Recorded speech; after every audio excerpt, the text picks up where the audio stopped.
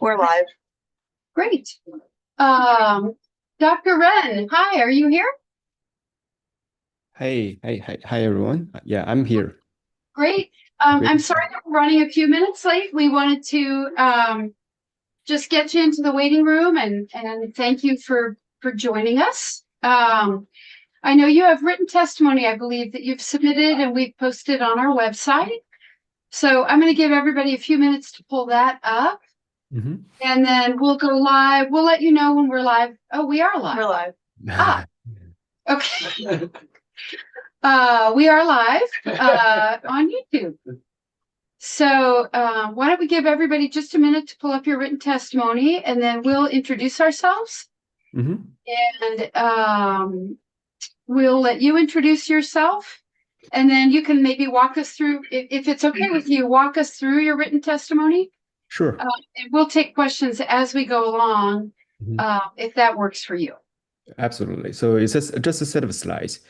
And I'm trying to make sure that everything that we say is in public, right? Correct. In fact, we are broadcasting, we are live streaming even as we speak. All right. Sorry about that. No But problem. No problem. Yep, our committee hearings are public. We've got folks in the room who are interested in hearing the testimony. And then this is live streaming on our committee page, and it will be archived forevermore on our committee page as well. So why don't we get started? I know you're joining us from afar, so we'll go around the room and introduce ourselves. We'll have anyone who's a guest in the room introduce themselves just so we know who's joined us. And then we'll turn it over to you and you can introduce yourself for the record and walk us through your testimony. So my name is Representative Kathleen James, and I'm from the town of Manchester. And I'm Representative Scott Campbell from St. Johnsbury. Chris Morrow, Wyndham, Windsor, Bennington. Christopher Allen, Rutland 4. Dara Torrey, Washington 2. Graham Kleppner, Chittenden 13, Burlington. Great. And here in the room? Dana Lee Perry from the Craftsman Group. Audrey Lida, interning for Representative Burke. Super. All right. For the record, Dr. Wren, if you could introduce yourself, and we're eager to hear your testimony. Sure. So I'm Xiaolei Ren. I'm Associate Professor of Electrical and Computer Engineering from the University of California, Riverside. Great. And I know you have written testimony. We all have it pulled up. So if you could walk us through, that'd be great. Oh, sure. So can I share my slides or? Yes. Yeah, I should be able to. What am I? Just give me 1 second. It was here, but no problem. Yeah.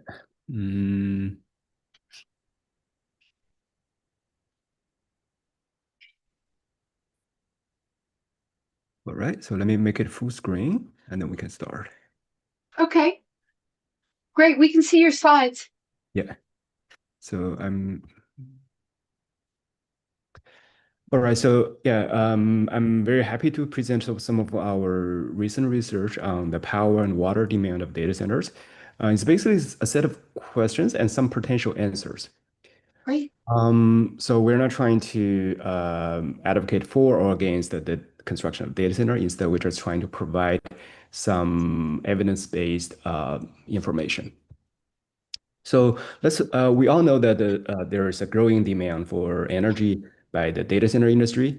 There are different types of projections, and one of the most well-cited projection is from the Lawrence Berkeley National Lab report published in December 2024.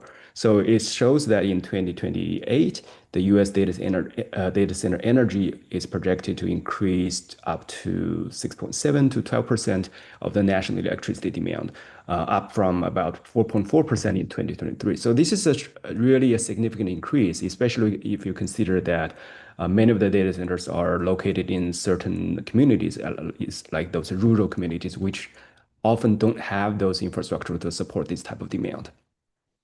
So one of the concerns people have about this build out of data center is the potential impact on their utility rates. So we did some recent studies on the correlation between large industry load, such as data centers, and the locational marginal prices in the wholesale market in Dominion, which is a large electricity zone in PJM. So this is essentially showing that There's a correlation. So you said if you have a large industry load in a certain area, it's going to be increasing the locational marginal price for the wholesale market, for the day-ahead wholesale markets.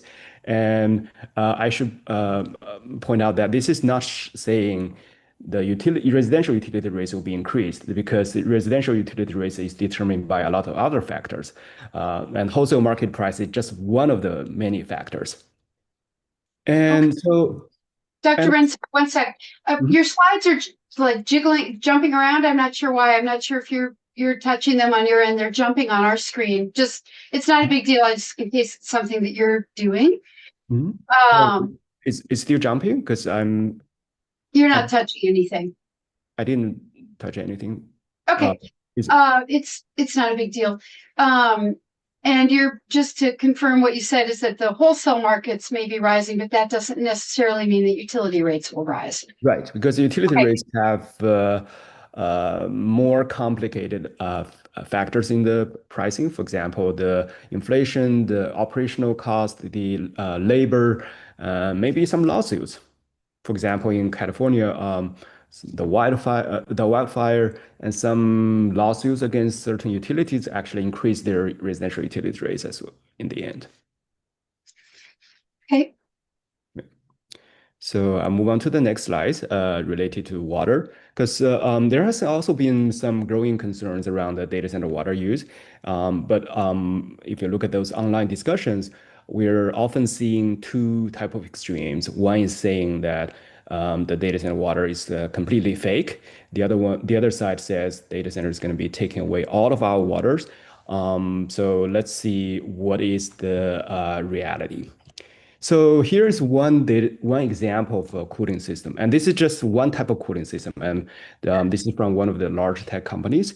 So they are using cooling towers, and you can see the servers is using a lot of energy, and it's generating heat. This heat will be moved to a heat exchanger, and this process is called server level cooling, and this is closed loop, or sometimes we just simply use air if the server if the server doesn't have a high power density.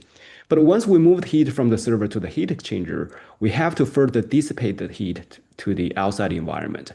And this is where the water usage could come in.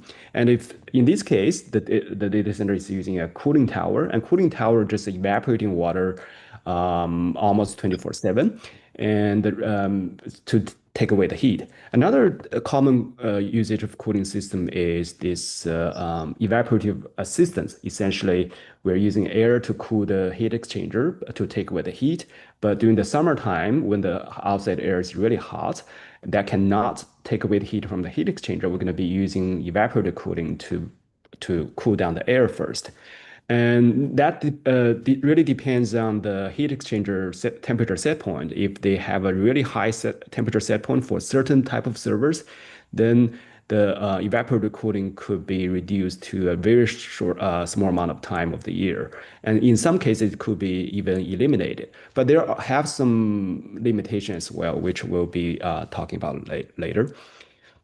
So this that assumes that you're using a public water supply, you're connected to your utility. And do you know how much water is lost to evaporation? Yes. So this is using, I would say over 99% of the time, this data center is using municipal water, mostly potable water, but some cases they're also using reclaimed or recycled water.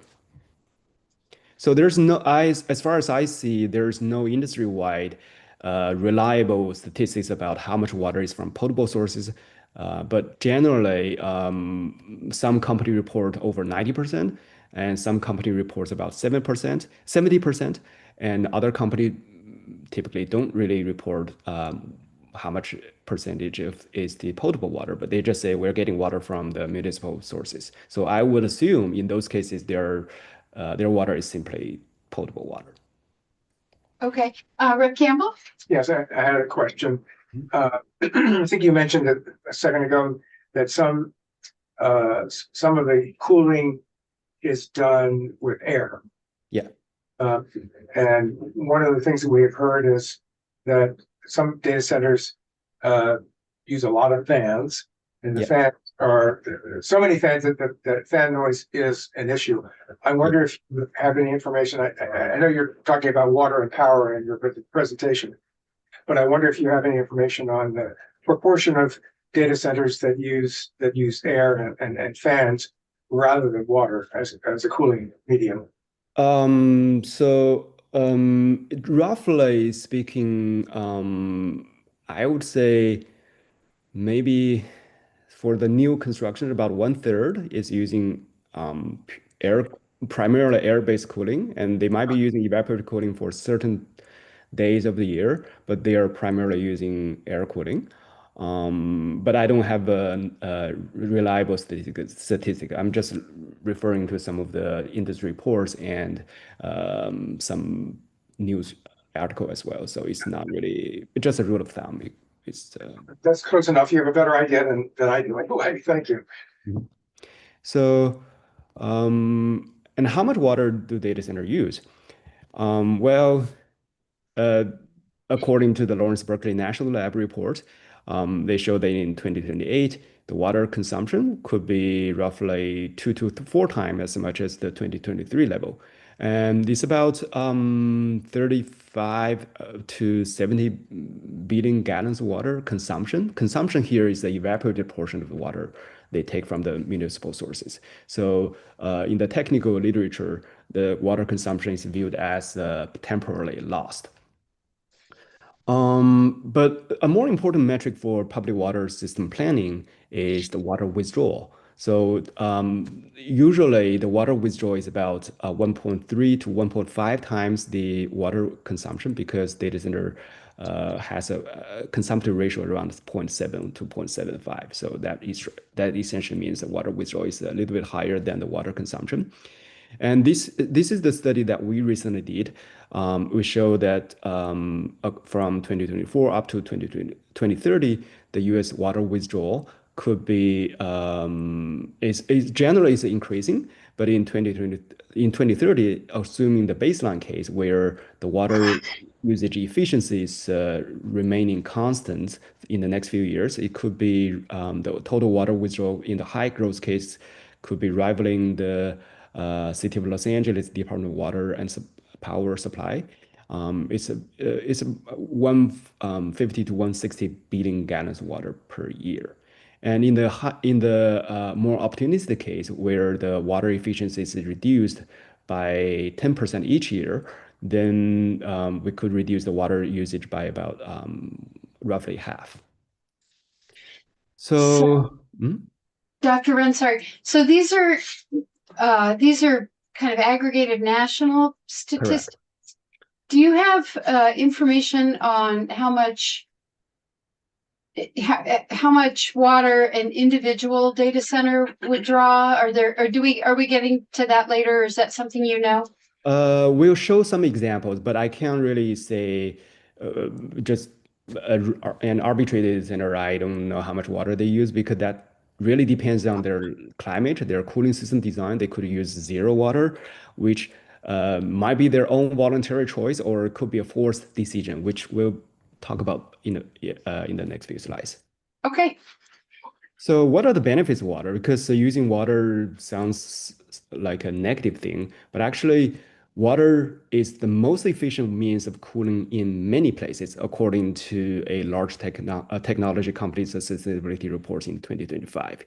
And also more recently, just actually yesterday, an official press release from a leading technology company for their Louisiana data center campus, they showed that using evaporative cooling during the summer reduced the electricity demand by 25 to 35% of the by 35%.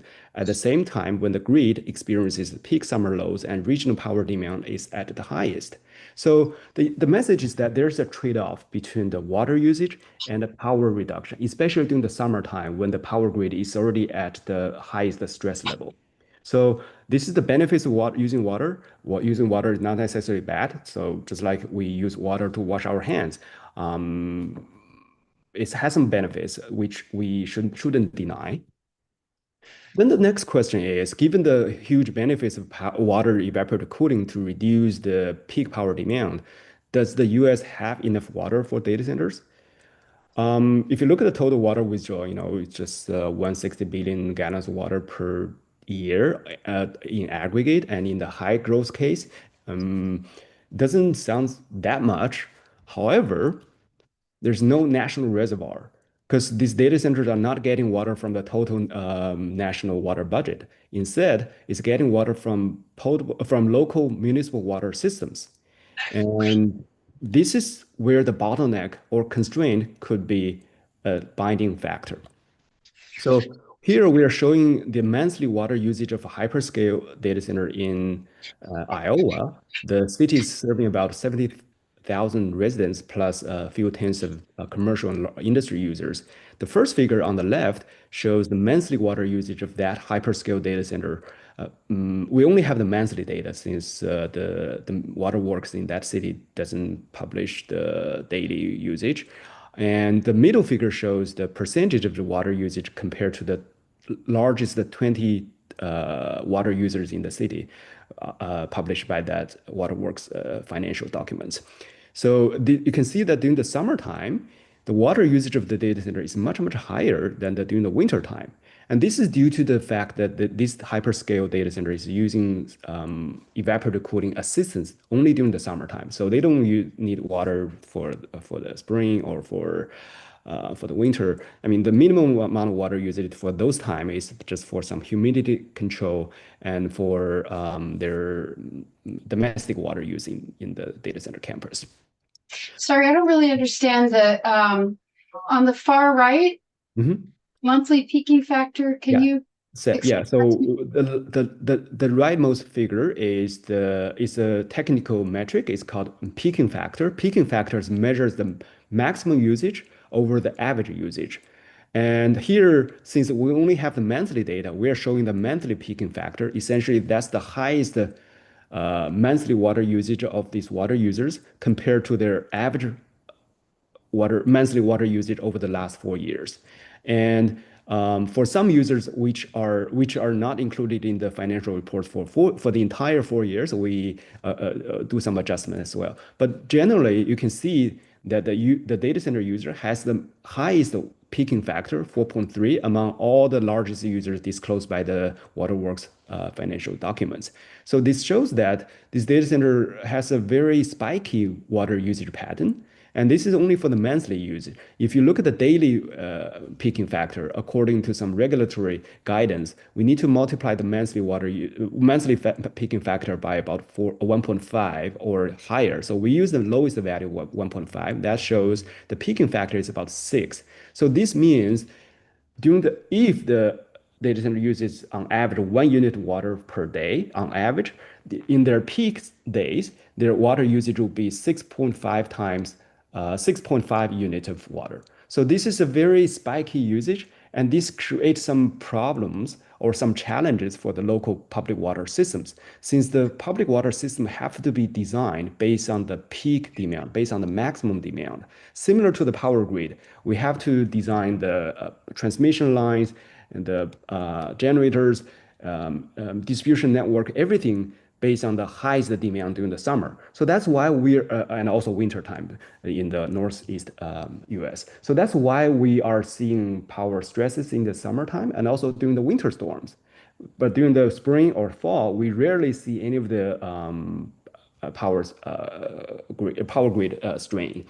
And similar to the water system, everything is designed based on the maximum demand. So if certain user has a really high demand during certain days of the year, the system has to be designed to accommodate those peak demand, even though the user doesn't use any water for the rest of the year. So this is a significant challenge, and which is not reflected by the annual water usage. So some data center, for example, in this case, this data center is already using the highest amount of water among all the users in 2024 and 2025. But even though in this case, we look at the total annual water usage number is not super high. However, the impact is quite significant because of the peak demand. Okay. Yeah. So this is another hyperscale data center in Wisconsin.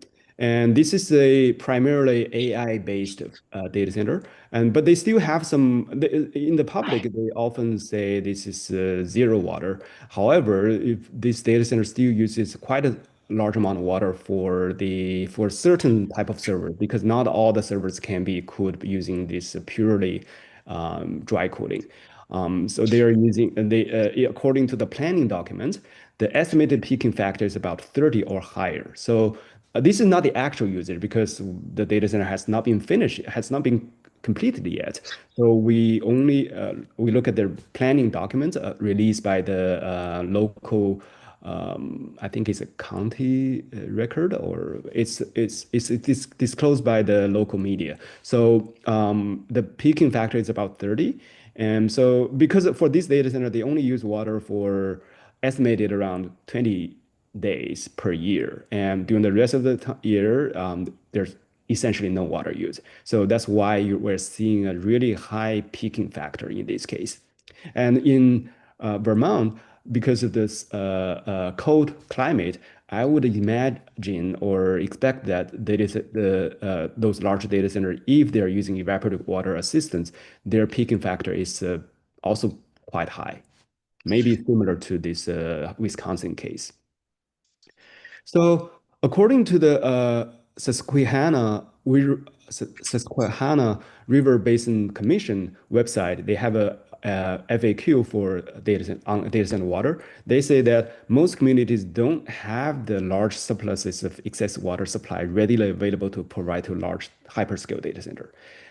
It's not really about the annual water usage. It's mostly about the peaking factor. So during the summertime, when everybody is using water most, this water system may not be able to accommodate those high demand from the data center industry, even though the data center could be using a really low annual average water.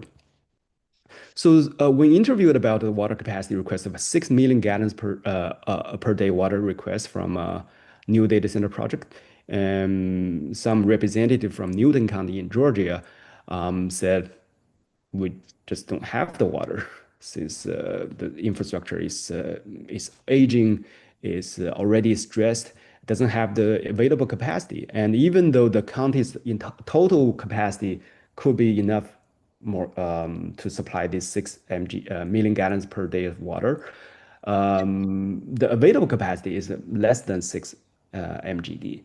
I'm not sure in Vermont, but in California, it's really it could be illegal to kick out some of the existing customer to accommodate the new water use from another user. So it's what really matters is really the available capacity for the public water system. So that's why in many cases, this water capacity is a binding and unrecognized constraint. And this is they could be forcing data center to rely on waterless, less efficient dry cooling, and this can further increase the electricity demand during the summertime and add more stresses to the grid. So we are seeing zero water usage data centers, but this zero water choice may not be voluntary. It could be forced by the local water capacity constraint. So what Dr. did Sorry. Well, maybe you're going to get to it. I was going to ask about in Vermont, one of the things that we've been talking about a little bit is, you know, we're a larger data center, you know, be interested in siting here. Mhm. Wouldn't necessarily be using municipal water or public water, but would be pulling out of like the Connecticut River. Is that have you looked at, do you have data on, or can you fill us in a little bit either at the end of your presentation or now about data centers that are pulling from other sources that aren't public water? Right. So according to my survey, we look at the 15 large data centers, including 5 hyperscale data centers and 10 sorry, it's 11. So 5 hyperscale plus 7 large co-locations. The water usage is over 90 9% of their water is coming from municipal sources. Some are from their private groundwater source, like a well. Um, Maybe a couple cases is also getting water from rivers, but that's not very common. But it's possible. Actually, we're seeing some data centers in Europe just directly using seawater because of the unique location. So if the location is suitable, they could be getting water from the river. But then there's issue of thermal pollution, since when they use the river water to cool their system, the water discharge could be a couple of degrees higher than the incoming water temperature. So that's considered as a water pollution, so thermal pollution. So they need to somehow maybe retain the water for a while before it is discharged, so it can come back to the normal temperature. Yeah, so river water for cooling is possible. It's just not being used very often, very rarely in the US today. Yeah, Rep. Sibelia? Yeah, so Dr. Wren, I think I might have mentioned this to you previously. There's one site that's been identified as a possible, which is a former nuclear power site, which is alongside the river and which did use cooling, obviously, there as well. So. Yeah, that's that's very technically doable, and so that in that case it to reduce the pressure on the local public water system. So what is the challenge is really how we can accommodate this new industrial peak water demand in those small communities. Some general background, there are about 150,000 public water systems in the US and around 50,000 community water systems supplying water constantly to, I think, more than 25 users year round. So then more than 90% of them are small or medium. But this is compared to about 3,000 power utilities. So water systems are a lot more fragmented and under resourced in most cases. So also there's about 1.3 trillion funding need in the next roughly 20 years, according to the EPA estimates. Also, water service affordability is rising as a national challenge. So around 10 to 15% of the households do not have affordable water services. So we're seeing this increasing like more common cooperative community partnership. Like yesterday, a large technology company just announced that they will be investing up to $400 million to upgrade the local water infrastructure to support its data center needs, hosting AI and cloud services according to their press release. So in this case, I think this clearly shows the benefits of using water because this is a huge investment, and they want to use water to reduce the stress on the grid during the summertime. And also, a lot of companies have been doing this something called water positive. They try to replenish more water, but this is only looking at the total annual volume metric number. Doesn't reflect the peak water demand. So in our ongoing research, we are also recommending this pipe neutrality. So essentially, when data center take away this community community water system capacity, they need to add more capacity to sort of compensate for their capacity usage. So this similar to the water positive, but we call it pipe neutral. And also we need to coordinate water and power planning, since the benefits of water should be recognized. Is using water is not just not always a bad thing. It's if you have water resources available, then using water to reduce the power demand. That's usually a competitively viable choice, unless there's no water. But that's a different story. With that, I would also like to finally emphasize that according to the Environmental and the Energy and Environmental Economics Institute, the water availability is rising as a key challenge in the next few years.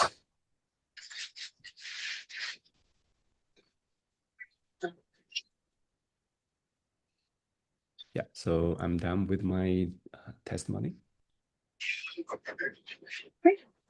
Yeah, Representative Ball. So I'm looking at this, at your last table here. And it appears to show you anticipate water availability to be less important in 5 years. And I'm just, am I reading that right? No, actually, number two means the It's more important. yeah, the Okay. better, the more important. Number one is the I was going by the color. application, that's the most important. All right. Got it. Thank you. So today, power availability and cost, that's the constraint, and everybody's talking about it. But in the future, water is going to be even higher position, in a higher position than power availability. Okay. Yeah. Yes, have you actually visited one of these facilities and what's your overview of the performance of the facility? So I visited some large co-location data center many years ago when I was in Miami, but typically those data centers are highly secured, so they don't like visitors to come to their place unless you're one of their potential customers.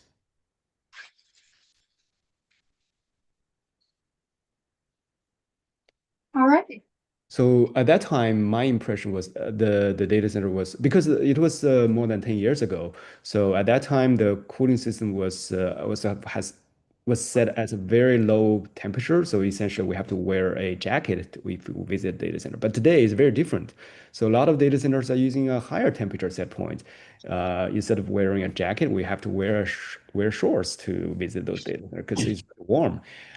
This increasing this temperature can help reduce the power demand, reduce the water usage, because we can use the cooler outside air for more time of the year.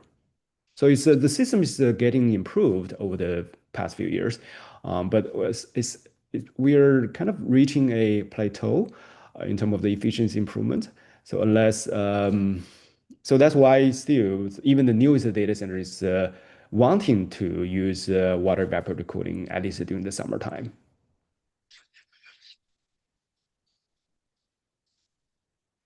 It's really great. Thank you. Yeah. This is really helpful testimony. Thank you so much. Any further questions for Dr. Wren?